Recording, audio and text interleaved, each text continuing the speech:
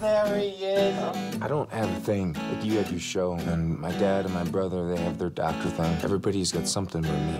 Come, sir. Let's just go watch the assassins. I'll fill you full of corn dogs. Recognized! That's it. Oh, he's going up in the stands. Send us over here. Oh, attaboy, Dutch! Let's just jump right into the physicality of this film. I felt every bone break, every punch to the face. It was incredible. So how many broken fingers, how many bloody noses went on when you guys were filming this? You came close to breaking your hand when you punched the windshield. Oh, that's right. In the car commercial. Yeah, they the shot where the little commercial for the car. They, 6,000 off. The thug hates crappy cars. Yeah, I thought that there was going to be like a windshield that was Candy not glass. real. Candy glass or and something. it was real. They just put like this little iron thing in my glove. I'm supposed to break this windshield? This is Canadian film, right? He was expecting, oh, so it'll just shatter when I sneeze on it. And like, no, it's just a friggin' windshield. Here's a big metal thing to put in your fist and just punch the fuck out of the windshield. That's literally... And it was like 3 takes in, I was like, oh, I thought my hand was going to be broken. And then at that point, I was just determined to break the thing. And so, oddly enough, that was the closest to a major injury. It was the car commercial. Well, and I absolutely love this character, especially for you, because he's like the big badass, the guy that can kick anybody's ass, but he's also the most vulnerable guy on screen. Could you both talk about that, playing him, and the writing and conceiving this character? Yeah, I mean, it was just this, like, in my experience, the hardest guys I know are unquestionably the most polite, nicest guys I know. Kindness and, passivity don't necessarily equal weakness. And then I kind of, came up with, it occurred to us that, well, let's go meta with it. Let's make him this weird, strange, almost superhero that is appropriate in no time or place. There's no era where he makes sense. He's going to be strange and this weird. He just exists in his own plane of reality. And so, and to me, I think, like we say in the movie, he's touched by the fist of God. He has this almost superhuman ability to fight. So then I thought, let's make him superhumanly humble and slow as well. And I get to play that part.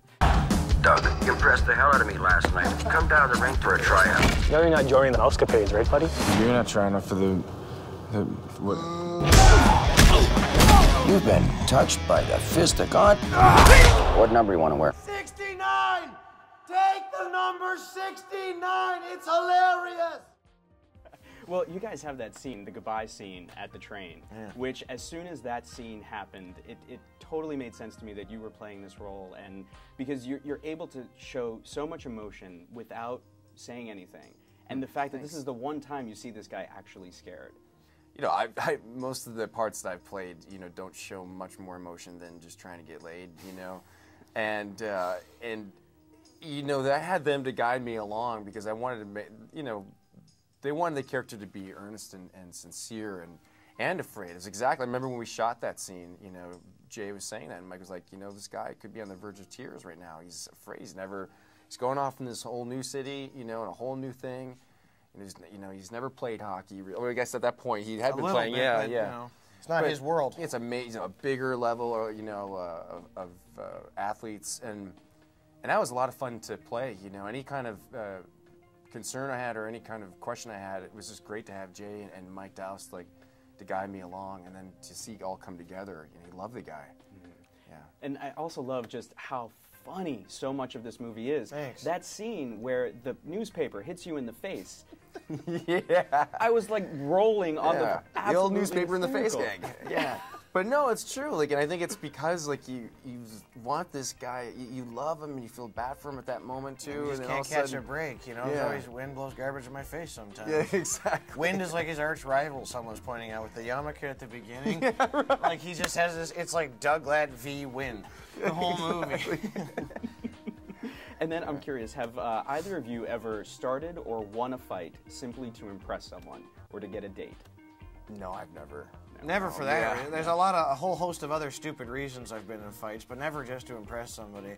No, it's always fragile male ego shit or something like that. No, I couldn't care less. I've got nobody to impress, and it's like, and definitely if I was trying to impress them, my fighting wouldn't be the way to do it. So, you know, I've mouthed off and I've taken a few here. Let's just say that. I talk a lot of shit and get punched in the face a lot. My brother, he wants to offer you a contract. You're not here to play hockey. You're here to fight. This is one step under the big league. No glory holes here tonight! Hi, I'm Doug Ladd. 2 rules, man. Stay away from my Percocets, and do you have any Percocets? All right. And then, Sean, for you, after playing this character, do you feel a little more confident if, you know, a bar brawl happens to break out? You're going to be just fine? You know, no. No, I mean, you'd want to be as tough as that guy, but I think after, like, fake fighting with a bunch of real bruisers. And you're like, oh, that's what it really is. Yeah, you know, I just want to make sure I don't ever get in a fight with a guy like that, you know? So, no, I'm probably more aware of not to get into that situation. And how would you overall describe this film? Because there are so many aspects to it. How would you describe this film? I mean, it's a heartfelt opera with a lot of teeth to it, and I think people are surprisingly moved by it. I don't think you go into this movie expecting you're going to give as much of a shit as you end up giving. Who do you help and protect these guys? You're dumb. I'm on your team! I'm here to do whatever they need me to do. They need me to bleed, and I'll bleed for my team.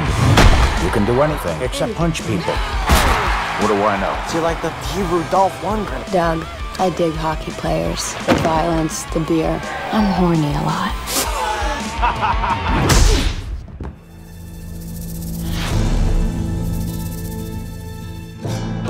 The boss Ray.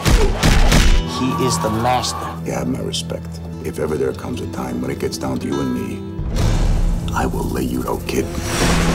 This has all the elements of a sports masterpiece. Ready? Yes, thank you for asking. This is about to get ugly.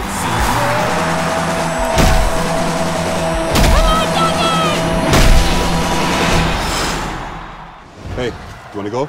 Yeah, okay. Good luck, man. Good luck to you too, bud. Knock him out.